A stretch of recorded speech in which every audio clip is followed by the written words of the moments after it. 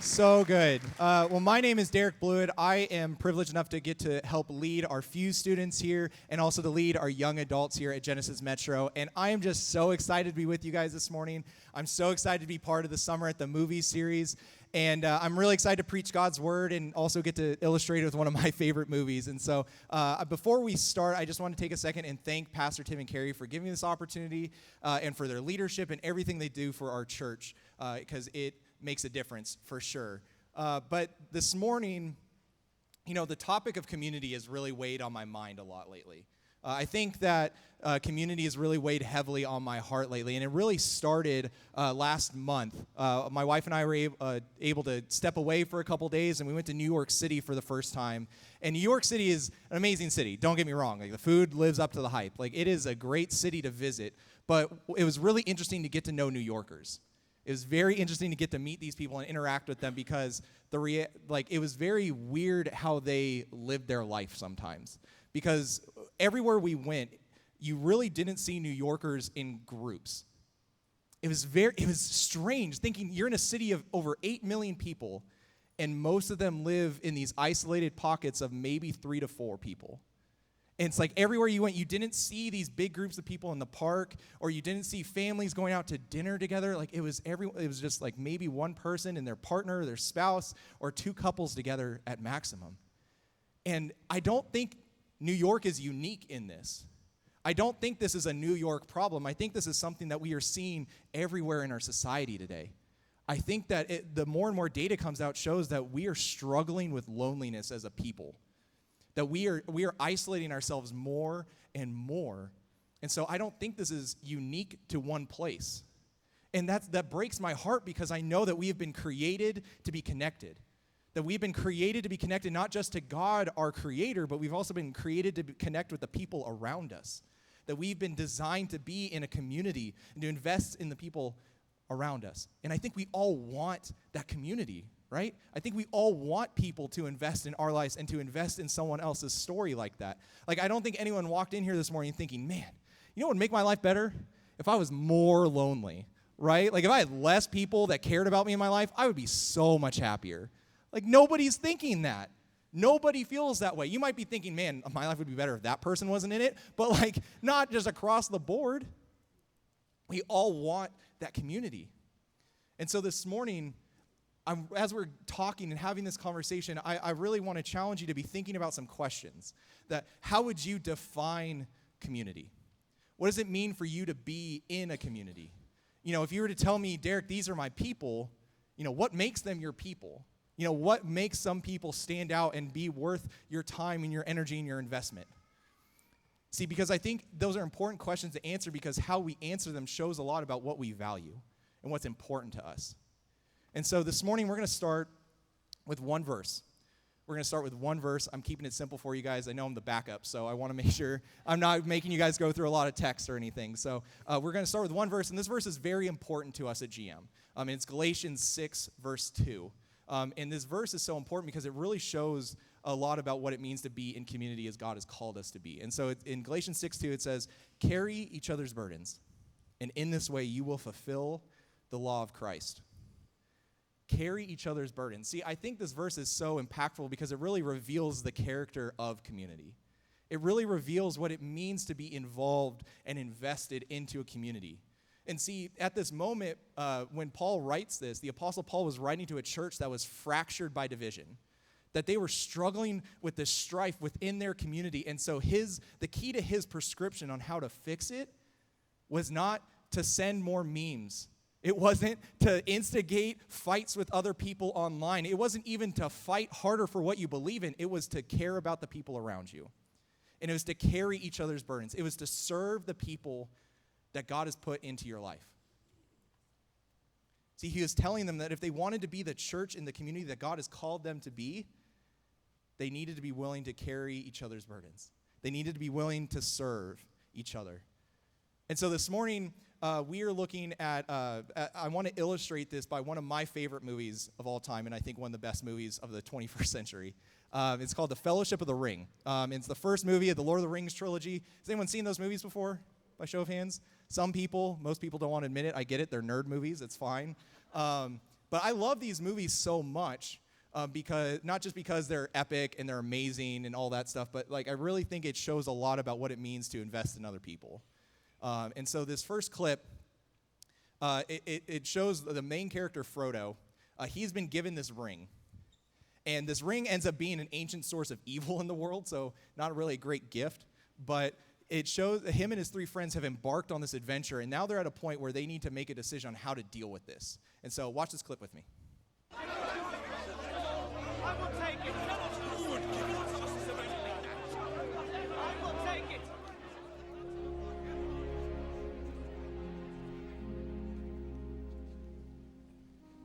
I will take the ring to Mordor.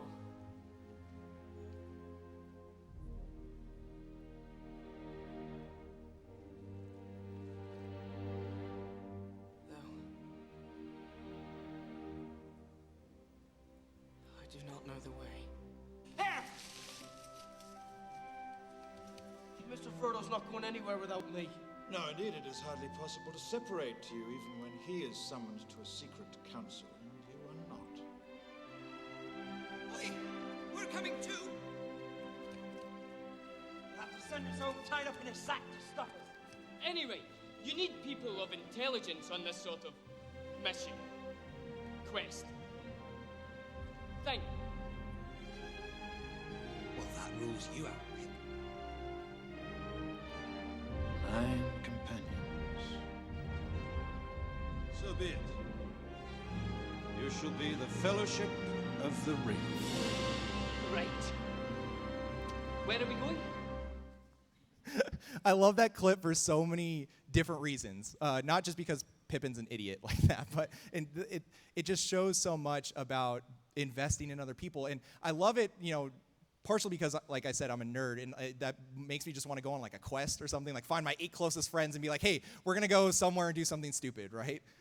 But it also shows, I love seeing Frodo and his friends invest in each other.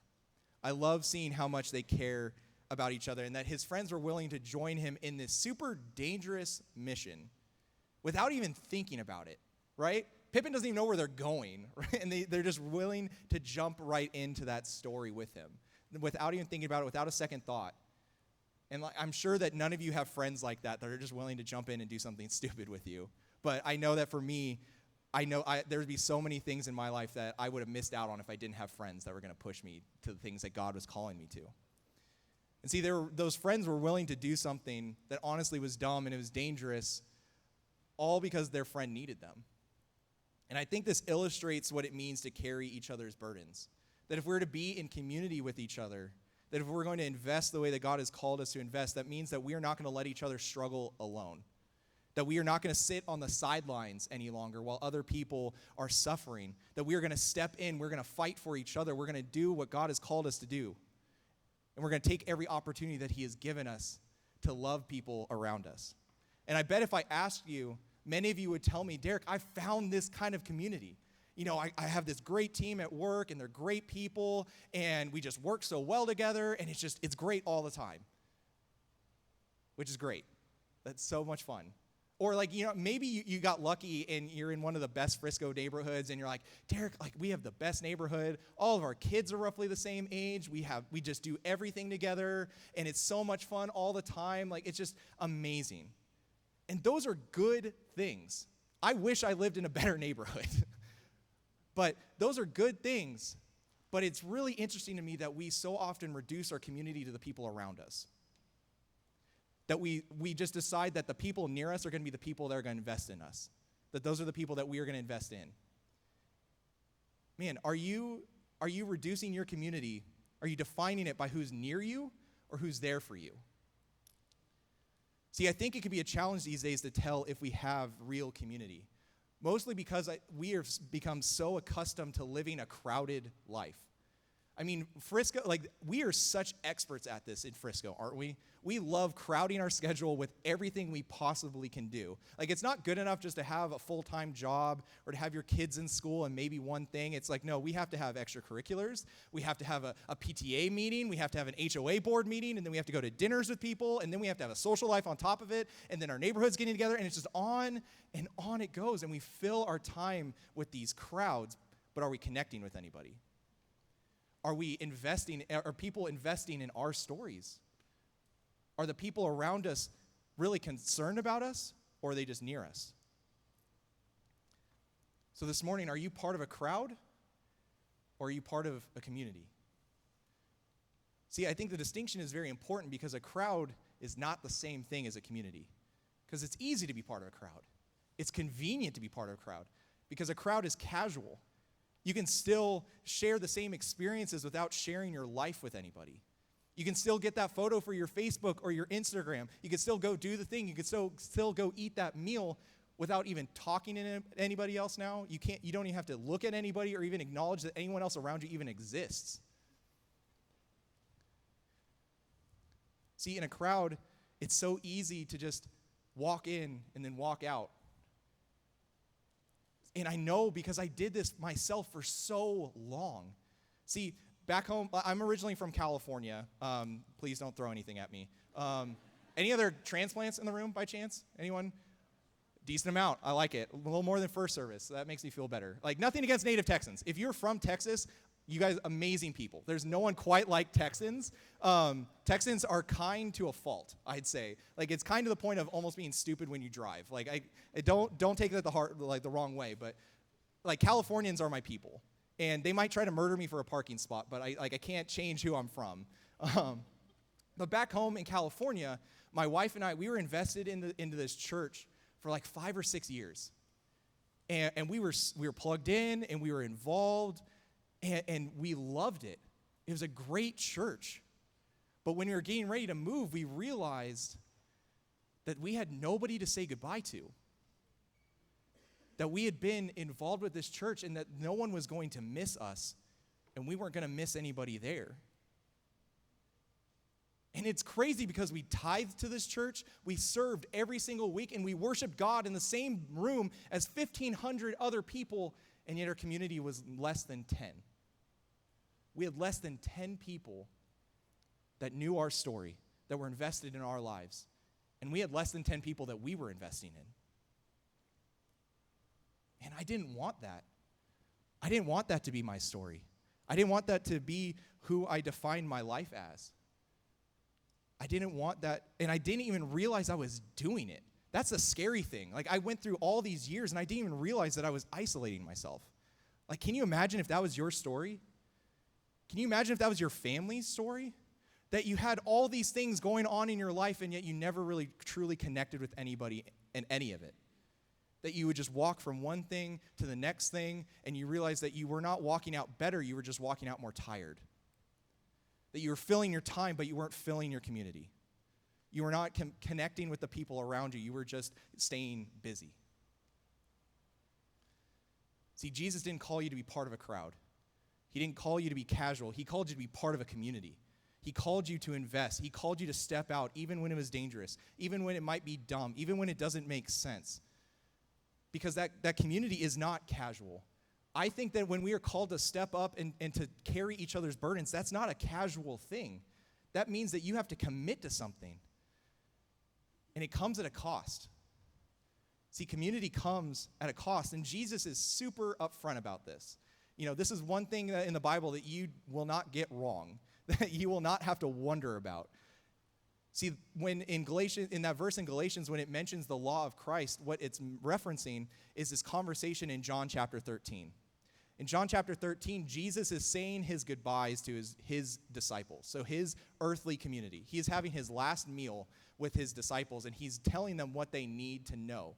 So this is a super upbeat moment. But he's having this moment with them, and he's telling them that this is the thing that you need to step forward with.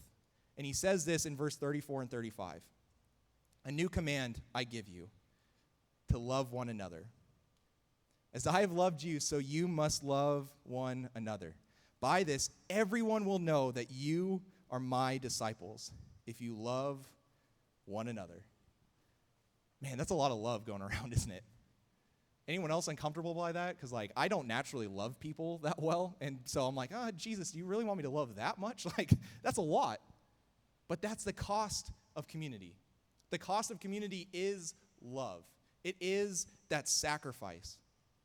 And so we're going to watch one last clip that gives, I think, a great example of what that love in action within a community looks like. And so we have gone from basically the beginning of the movie to the very end of the Fellowship of the Ring at this point.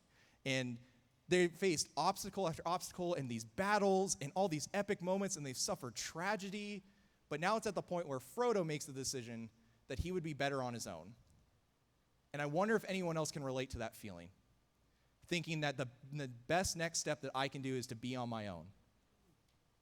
But we see that in Frodo's case, his community is just not going to let that happen. So watch this together with me. No! Frodo! Mr. Frodo! No, Sam.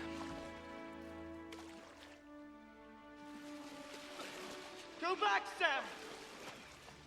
I'm going to Mordor alone. Of course you are. And I'm coming with you! You can't swim!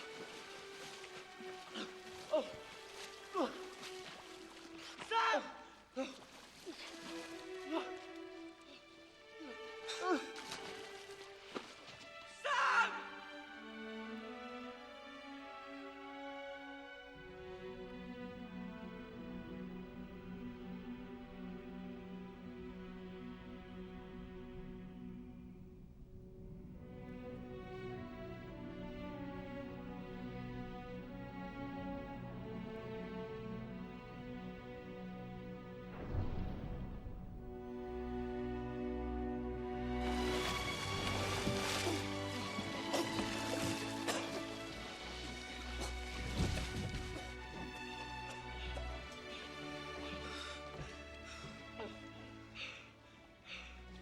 I made a promise, Mr. Frodo. A promise. Don't you leave him, Samwise Gamgee. And I don't mean to. I don't mean to. Oh, Sam. Oh, Sam! Sam! Gosh, so I'm just going to say it. I think Sam is one of the best characters in, like, cinema history. Like, I don't care if it's a nerd thing to say. Like, it's just such a powerful example. It is so good. I love it. Like, that whole scene warms my heart, man. But I think it's so powerful because Sam was willing to pay any price for his community. It didn't matter to him that he couldn't swim. It didn't matter if he was putting himself in mortal danger, even when he had the perfect out. All that mattered was that he was going to stick by his friend when it mattered. That's all that mattered to him. And man, I think we all need friends like that, don't we? Wouldn't it be nice if, like, your whole friend group was like that? Anybody, like, just want more friends that loved you and wanted to invest in you like that? Nobody? Okay, I get it. That's fine. Everyone's like, no, all my friends are perfect. I see you guys. It's fine. But I think even more importantly than that, I think we need to be those friends.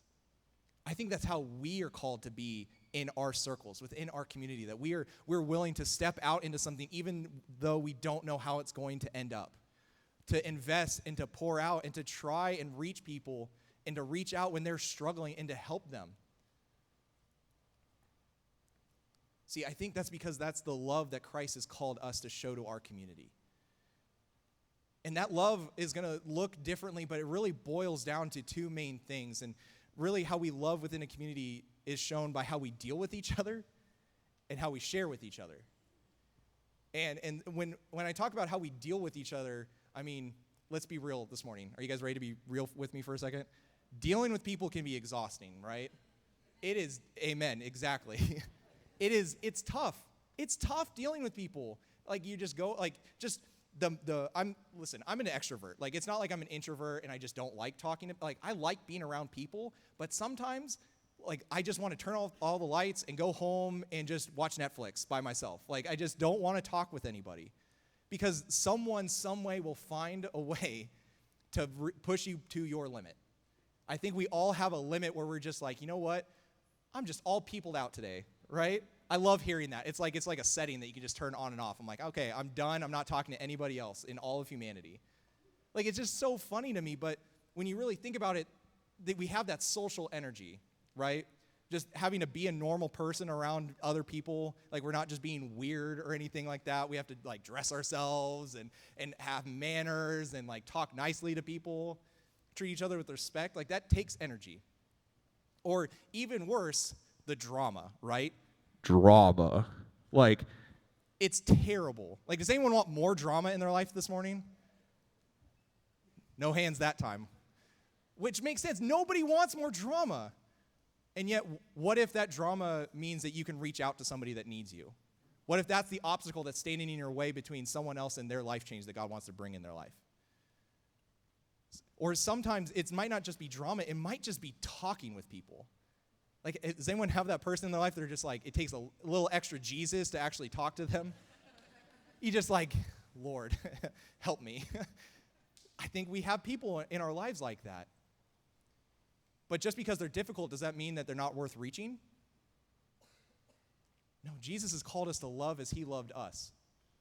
And that love means that we're going to step through those distractions. We're going to step through that drama, and we're going to reach people as he has called us to reach them. And I think no matter how social you are, these things will push you to a limit. So when you do reach that limit, what do you do in response? Do you take a break and take a step back and realize, okay, you know what? I need to chill out for a little bit. I need to go home. I need to play with my dog. I need to listen to some worship music, or just read my Bible, or do something fun that recharges you? Or do those moments of drama and exhaustion push you to the breaking point, and it breaks your connection with the community around you? Do you let that drama become an excuse that says, you know what, I can't deal with it anymore. I can't deal with the drama and all the emotions and all the hypocrisy. I'm done. And you just drop it and walk away. Man, wouldn't it be sad if that defined every relationship you had? That it just reaches a certain point and you're like, you know what, we're good. And you just walk away from everything? Man, what if Frodo did that to Sam? Or even more importantly, what if Jesus did that to us?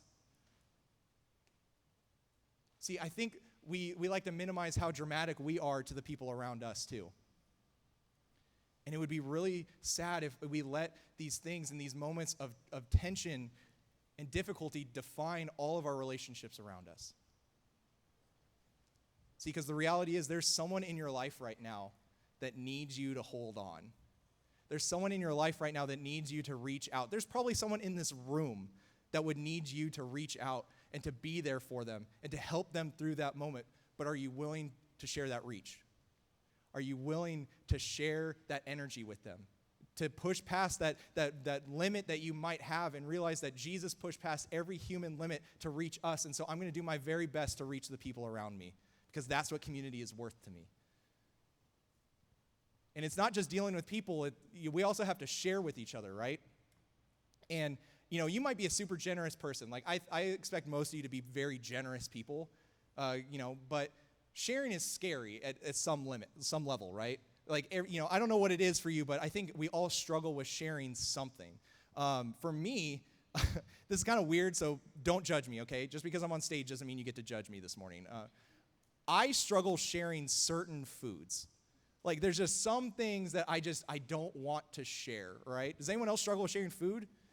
Couple people, you get it. There's some, and it's not everything. Like, it's not like popcorn and like stuff. I'm like, if we go to a movie, have all the popcorn you want. I don't care. Chicken nuggets, whatever, go crazy. But like, there's just certain candy, and like the worst one is In-N-Out. Like, for me, I love In-N-Out. It's God's burger, but like, I feel like I stepped on something there. I'm sorry I have to break this news to you guys, but like, being on the stage, I have to share the truth. So, I love In-N-Out, I'm like, being a Californian, I love In-N-Out. But like, if we go to In-N-Out, I will make sure you have the best experience possible. You will get exactly what you want, and you will learn the truth. But it's not going to be from my food. I'm not going to share with you. I just won't do it. I don't know what it is, but I'm just like, this is mine. I'm going to keep it to myself. But maybe it's not food for you. Maybe it is your money. Maybe it is your time. Maybe it is your energy, or maybe it is just your story. But what if that one thing that you struggle with sharing the most is the one thing that someone else needs to take that next step forward? What if there's someone in here this morning that needs to hear your story, that needs an hour of your time so that their marriage can be saved, so that their kids can get put back on the right track, so that they can find new hope and a new way forward? What if that was the one thing that they needed? Would it be worth sharing then? That's the reality of what is being in a community. That is what it means to be in a community. See, there are people right now that they need you to commit to that.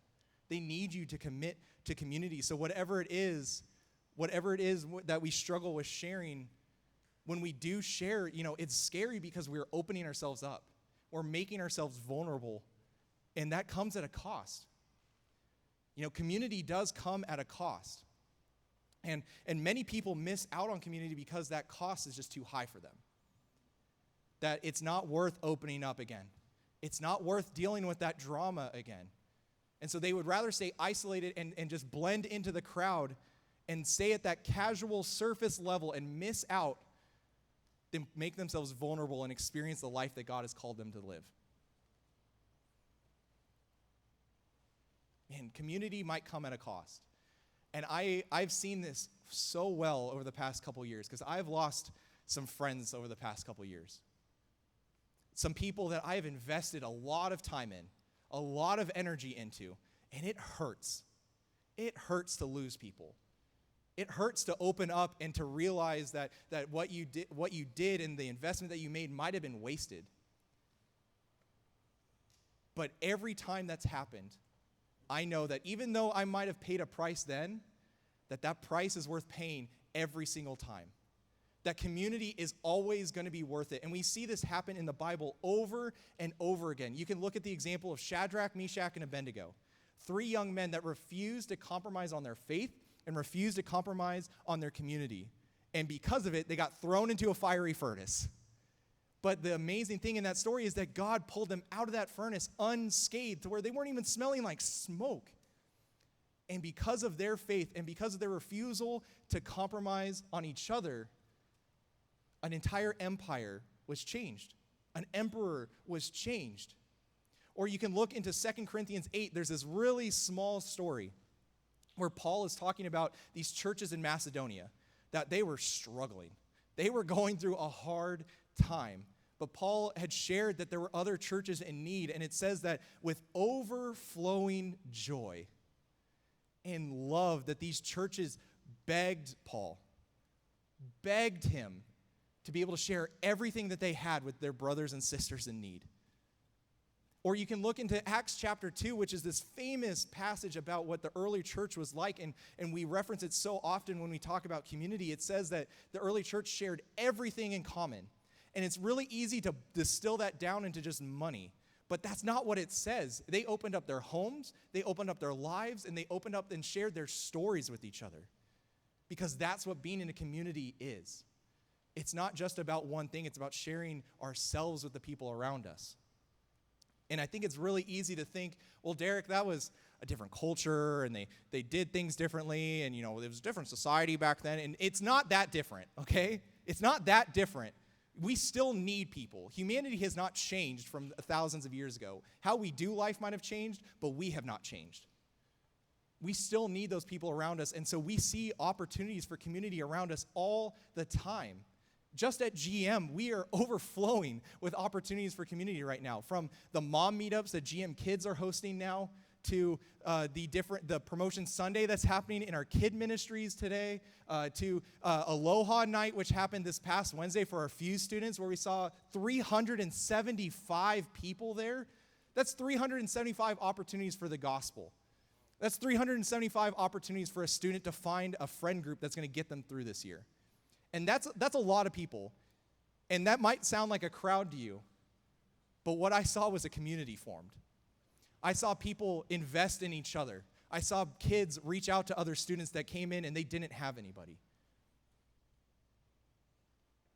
See, it's so easy right now to feel like you're alone.